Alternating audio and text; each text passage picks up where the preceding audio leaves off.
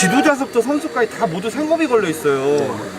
근데 그 생업을 막고 저희 집에 들어가는데 막으시고. 가서 무슨 짓거리 하는지 누가 아냐? 대한체육협회 지도자분들이 시민 여러분 안에 보이시는 건물 안으로 들어갈 때 이것을 제지하거나 방해하거나 하시면 법상 업무방해죄가 성립할 수 있습니다.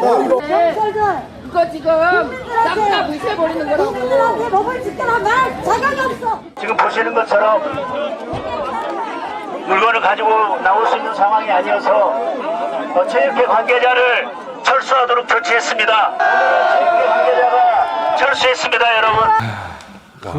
아, 이거 죄송합니다. 저도 한숨을 쉬어버리네. 아니, 한 명이 막는데, 끌어내야죠. 왜 못 끌어내죠? 끌어내면 안 되는 거예요? 끌어내야죠. 근데 저렇게 장동혁이라는 그 야당의 당 대표가 저게 버티고 서 있으니까 네. 경찰로서는 상당히 좀 부담스러워하지 않았을까 그런 생각이 들고. 아니, 문 붙들고 있는 이 여성분 네. 끌어내야죠. 그렇죠. 장판교회 유튜버 얘기했잖아요 한 지금. 이게 장동혁이 지키고 있으니까. 장동혁 옆에서. 대표 때문에 못한 거예요, 이것도? 경찰들은 어쨌든 정치인들 눈치를 볼 수밖에 없는 상황인 것 같고 어쨌든 공권력 확보 차원에서라도 네. 저거는 끌어내야 된다는 생각이 드는데 저는 장동혁 대표가 저기 가서 네. 여러 가지 행동을 하는 게 부적절한 것들이 철수시켰다 본인이 경찰들을. 지가 뭔데? 그런 권한이 어디 있어요? 그리고 제도권 정치에 있는 사람이잖아요. 네. 그러면은 제도적으로 무엇을 어떻게 해결해야 될 것인가를 국회 내에서 논의를 해야 되는데 지금 장동혁 대표는 저희 가서 선전선동하고 있어요. 시민운동가처럼 활동을 하고 있다고요. 이게 적절한 것이냐. 네. 그런 생각이 근데 근데 아무튼 이것 때문에 예. 그 오상욱 선수가 지금 이제 우리가 국가대표팀이 예. 아시아 선수권 대회를 나가려고 출국을 하는데 예. 자기 칼이 그 안에 있는 거예요. 펜싱 선수의 칼이. 아. 근데 그걸 못 갖고 지금 다른 칼을 빌려가지고 출국을 했다는 거예요. 그래서 이제 그 안에 이제 지금 이제 경기 전까지 혹시라도 문이 열리면 이걸 다른 사람이 가지고 와서 이제 후발대가 들고 와서 전달을 하겠다라고까지 이야기하긴 했는데 지금 뭐 대회 나가는데 장비를 못 들고 나가는 그런 상황이 벌어진 상태고 그다음에 강성 보수 커뮤니티에서는 이 홀로 막은 이 여성분 있잖아요. 그 올림픽 공원의 잔다르크다. 그러면서 올다르크라고 지금 이제 추앙하고 있다고 합니다. 아니 근데 아니 그러니까 뭐 어디 회사든 어디 조직이든 어디 뭐 공공기관이든 그냥 누가 하나 문 막고 있으면 이제 앞으로 거기 출입 못하는 게 맞는 거죠 그러면. 그러니까 이제 경찰 대통령도 사실은 이 문제를 이제 지적을 했고 네. 경찰도 지금 서울 경찰청장이 뭐 폐가망신이라고 네, 그러나? 네. 그러니까 법을 어기는 사람은 이제 폐가망신 될 수도 있다라고 경고를 했는데 네. 조심스러운 게 있는 거죠. 여기에서 한 명을 이를테면 뜯어냈을 때 네. 이게 주변에서 이제 폭행 사고가 나고 그러면 이게 집단으로 뭔가 문제가 될 수도 있으니 경찰도 제가 보기에는 그냥 지금 마일리지가 쌓이는 거를 좀 두고 보는 것 같아요. 제가 보기에는 좀 조심스럽기도 하고 이 저 사태로 지금 여론이 급격하게 안 좋아졌어 사실은. 그동안 극우들이 있다 뭐 이런 거 했어도 그냥 그러려니 했는데 방금 얘기했듯이 지금 다 한숨 쉬고 저도 진짜 한숨이 나오더라고요. 저 2018년에 그때 평창 동계올림픽 있을 때 남북 단일팀 한다라고 했을 때 청년들이 난리가 났어요. 열심히 훈련한 맞아요. 예. 우리 애들이 왜 북한 애들 때문에 기회를 뺏기냐. 맞아요. 지금 이거가 지금 더 심각한 문제예요. 지금 아시아 선수권 대회 지금 나간다고 하는 건데 이거 말고도 지금 당장 3달 뒤에 9월 19일 날 네. 아시안 게임 일본에서 나고야에서 아시안 게임 개막해요. 예. 훈련을 해야 될 거 아니에요. 훈련을. 네. 인생 책임질 겁니까? 지금 훈련도 못 하고 이러고 있는데 월급 지급 안 내지, 세금 못 내지, 다른데 지급할 돈 못 해가지고 빌려가지고 다른 대충 막아놓고 있지. 국가 공인 자격증 시험 못 치르고 있지. 이것 때문에 지금 일파만파예요 지금.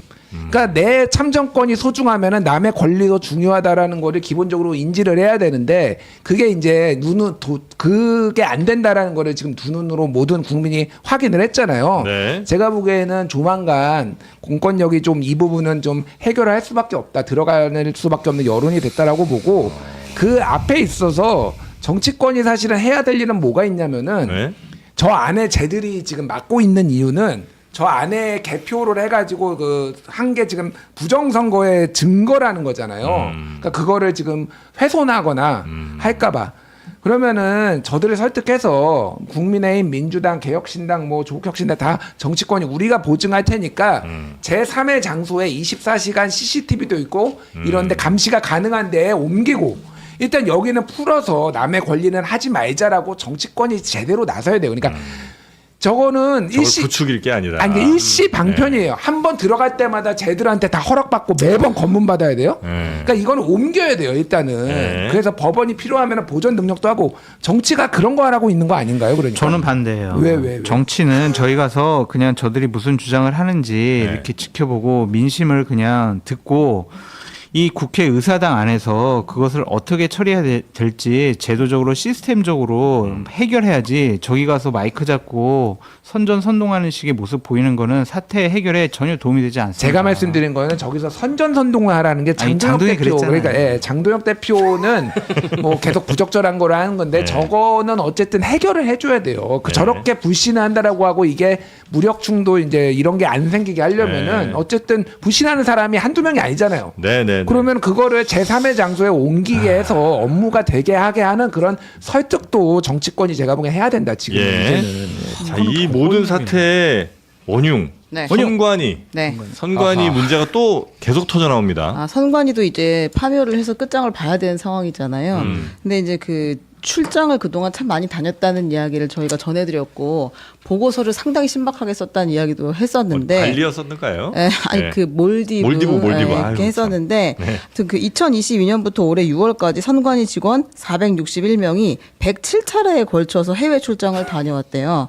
예산은 총 24억여 원이 소요가 됐다고 합니다. 뭐 몰디브 같은 휴양지도 당연히 있고요. 그리고 사퇴한 우리 노태학 전 중앙선관위원장이 동행한 지난 11월 덴마크, 스웨덴 출장에는 8,400만 원의 예산이 소요가 됐다. 이런 이야기들이 지금 계속 나오고 있습니다. 네, 살살 녹네요. 네, 그렇고. 난 근데 이거는 그냥 차라리 직원 복지 차원에서 여행을 보내주는 게 낫지. 그죠. 아니 그냥 무슨 출장이야. 어차피 출장 아닌 거 다 알잖아요. 서로가 민망한. 근데 이제 그런 와중에 이번에 투표용지를 적게 찍은 건 왜 적게 찍었냐? 1억 7천만 원 정도를 아낄 수 있다는 연구 보고서가 있었다는 거예요. 그러니까 보통 사전 투표가 많이 늘어나니까 본 투표에서 50%를 넘기지 않는다 투표율이. 그러니까 그걸 원래 60% 정도 찍다가 50%로 줄이면 투표용지를 줄이면 1억 7천만 원 정도 용지값을 아낄 수 있다. 근데 이제 이게 있는 대로 찍으면 실적이 아니지만 예산을 절감하면 실적이 되잖아요. 그러니까 아마 이거를 따라서 줄여서 찍은 것 같아요. 근데 그래서 아끼려는 노력들을 그렇게 하다. 아껴갖고 여행 갔다 이거. 지금 이제 6.3 지방선거에서 투표용지 부족 사태가 일파만파 터지면서 선관위를 거의 해체 수준의 개혁을 해야 한다. 이런 목소리가 나오고 있습니다. 근데 그런 가운데 이제 노태학 전 중앙선거관리위원장이 이 투표용지가 부족했다는 사실을 투표 마감 시한 한 40분 앞두고서야 이야기를 들었다. 보고를 받았다. 이런 내용이 나오고 있습니다. 그러니까 선관위에 관련한 대응, 선제적인 대응이라든지 초기 대응부터 이제 마지막까지 굉장히 좀 부실했다라는 게 지금 만천하에 드러나고 있는데 어떻게 보세요? 제가 보기에도 뭐 부실함을 아무리 지적해도 이거는 뭐 선관위가 너무 많이 잘못을 했죠.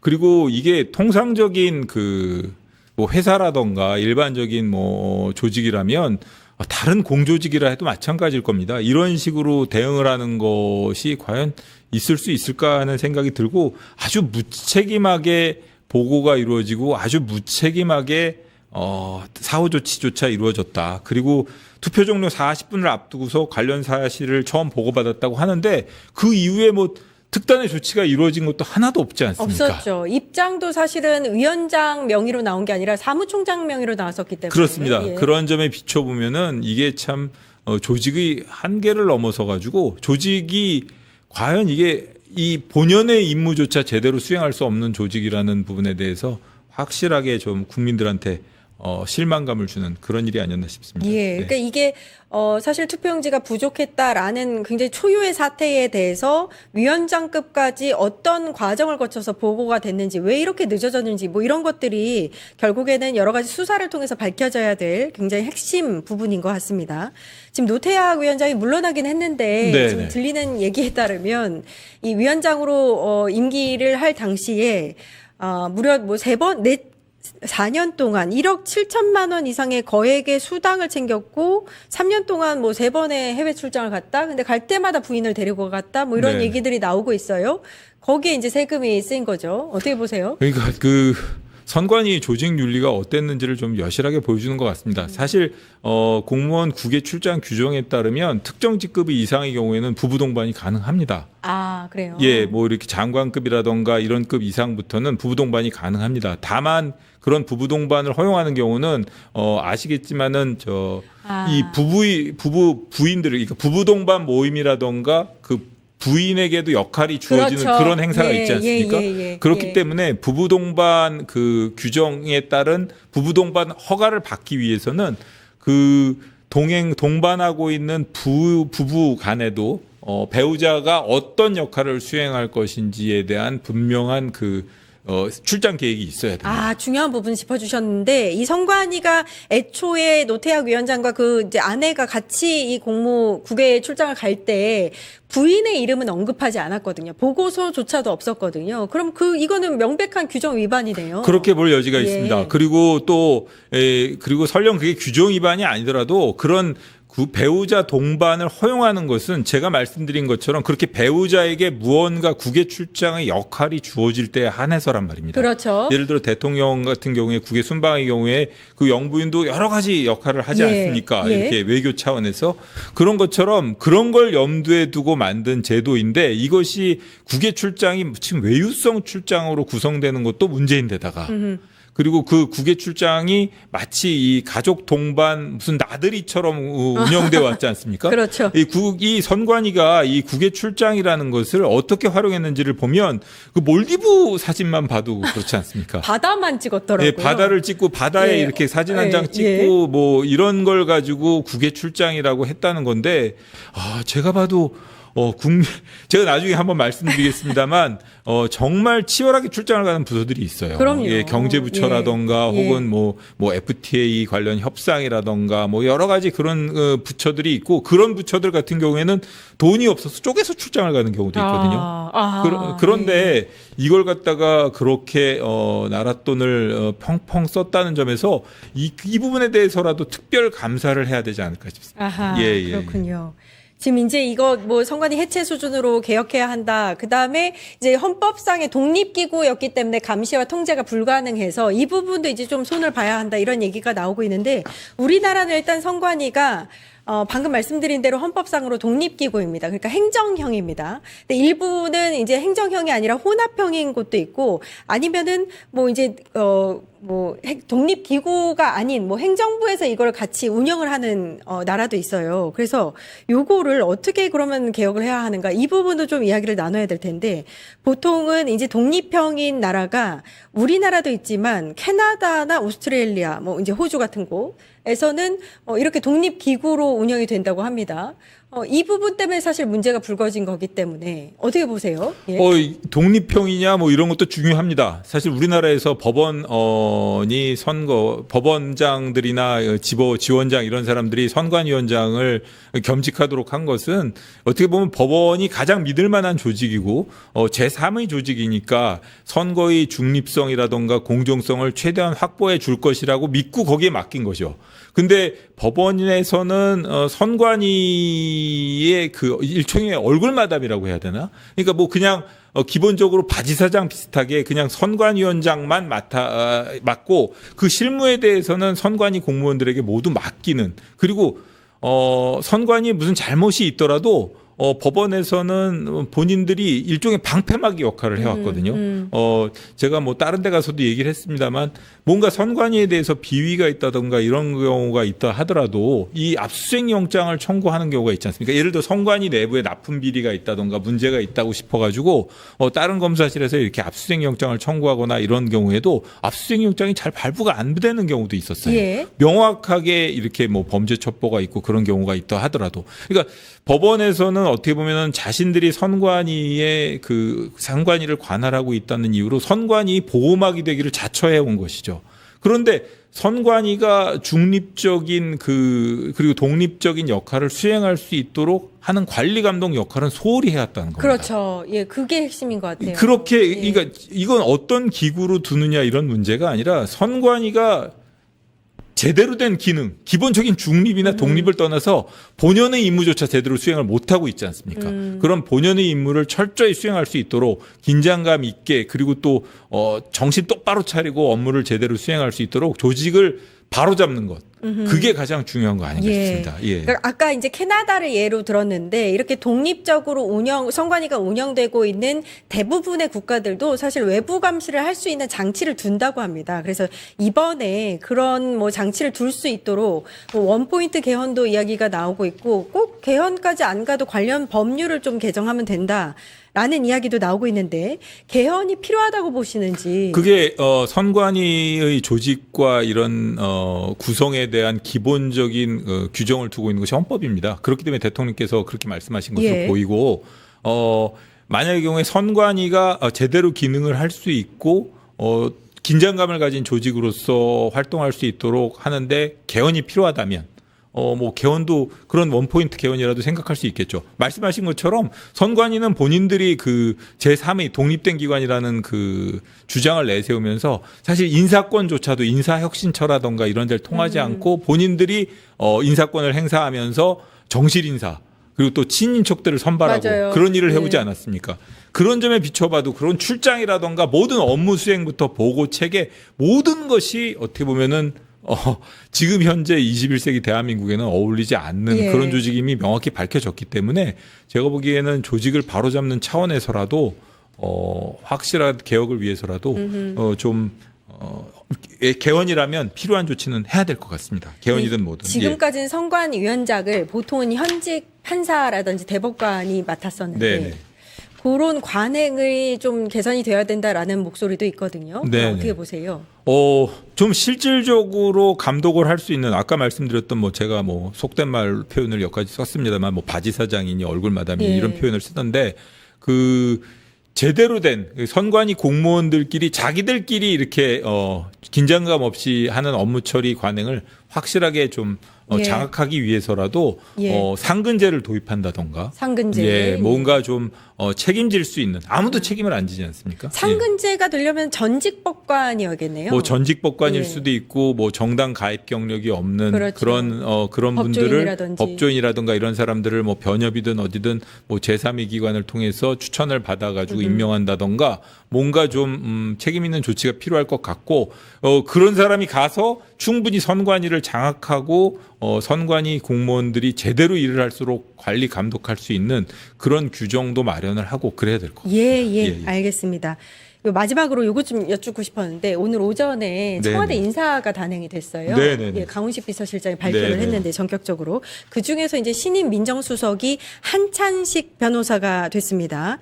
서울대 법대 출신이고 김앤장 출신이고 예 검사 출신이에요. 예. 아는 분이세요? 예, 저하고 뭐 근무연은 없습니다만 저하고 식사는 몇 번 한 적은 있고요. 그리고 그러십니까? 뭐 제가 그 좋아하는 선배분하고 뭐 저 막역하신 분이라 가지고 말씀은 많이 들었습니다. 예. 그리고 저 뭐 같이 근무는 안 했습니다만 뭐 제가 법무부 국제법무과 출신인데 국제법무과 그 선배분이시기도 하기 때문에 제가 말씀 많이 국제법무과? 들었습니다. 예. 혹시 성향이 어떤지를 좀 성향은 기본적으로 뭐 여러 가지 지금 말들을 하는 분들이 있는 것으로 알고 있습니다만 탁월한 분입니다. 21기 그러니까 68년생으로 돼 있는데 학번은 86학번이고요. 네. 86학번 중에서 이제 그 학부 단일 시절에 대학교 4학년 이내에 사법 시험을 합격한 사람을 뭐 저 아시는 바처럼 뭐 재학중 합격이라고 하는데 네. 재학중 합격하신 분입니다. 굉장히 똑똑하신 분이시군요. 예, 그렇습니다. 그리고 뭐 그 유펜 출신이고 LLM 마쳤고 그다음에 전체적인 보직 경로가 서울지검 초임에다가 법무부도 근무하셨고 그다음에 뭐 여러 가지 그 어떻게 보면 모범생의 보직 경로를 밟았다고 할 수 있고 그다음에 윗분들의 신뢰를 많이 얻고 실무형이라고 보시면 됩니다. 실무형. 그리고 뭐라고 얘기를 할지는 모르겠습니다만 뭐라 막 비판하는 분들이 뭐라고 뭐 때문에 그러는지 뭐 정확하게 뭐 저도 들어보니까 뭐 여러 가지 이유가 있어 보입니다만 예. 기본적으로 그 윤석열 씨와 같은 그런 그 특수통 검사는 아닙니다. 아니, 예, 그건 분명히 그렇군요. 아니고 전반적인 보직 경력이 형사부라든가 기획 그리고 국제 그리고 뭐 여러 가지 의전 뭐 이런 쪽의 업무에 주로 종사하신 분입니다. 그 국정원 법률특보 출신이라 네네. 공안검사 이야기도 나오긴 해서. 예, 공안검사 얘기가 나왔는데 그 이전에 공안 경력은 제가 봐도 전반적으로 없고요. 그때 제가 듣기로도 제 기억으로는 그 무렵에 그 국정원 법률특보를 간 걸 가지고 얘기들이 나왔던 것 같습니다. 국정원 법률특보가 사실은 좀 중요한 자리고 어떻게 보면 검사들 사이에서 선호하는 보직이기도 했습니다. 역시나 그러면은 똑똑하기 때문에 일을 잘해서 실력으로 갔겠네요. 그렇게 보는 게 예. 맞다고 볼 것 같습니다. 예. 제가 보기에는 업무 능력과 관련해서는 뭐라고 얘기를 할 수 있는 분은 아닌 것 같습니다. 김앤장 출신이라는 부분도 약간 부정적으로 좀 이야기가 나오는데. 바로 김앤장이 가신 건 아니고 검사장급 출신들은 바로 그렇게 큰 로펌에 갈 수 없는데 뭐 인맥으로 김앤장을 가는 분들도 있고 능력으로 가는 분들도 있는데 제가 보기에는 한찬식 그분 같은 경우에는 제가 그 86학번 선배 저보다 뭐 하나 학교 선배들이니까 선배들끼리 하는 이야기를 뭐 이렇게 들은 바에 따르면은 능력이 부족하거나 그런 분은 전혀 아니에요. 예, 그리고 같이 근무했던 직원들이 이야기를 들어봐도 그렇고 뭐 모나다던가 다른 사람들에게 이렇게 막 하거나 그런 스타일도 아닙니다. 예, 제가 아는 바로는 그렇습니다. 그럼 그냥 한마디로 이재명 대통령이 결국에는 능력과 실용 우선주의이기 때문에 그런 인사를 뭐 했다. 뭐 이렇게 업무적인 면에서는 상당히 무난한 뭐 이런 누구도 부인할 수 없는 실력자다. 뭐 그런 실력자를 뽑은 게 아닌가 저는 그렇게 생각합니다.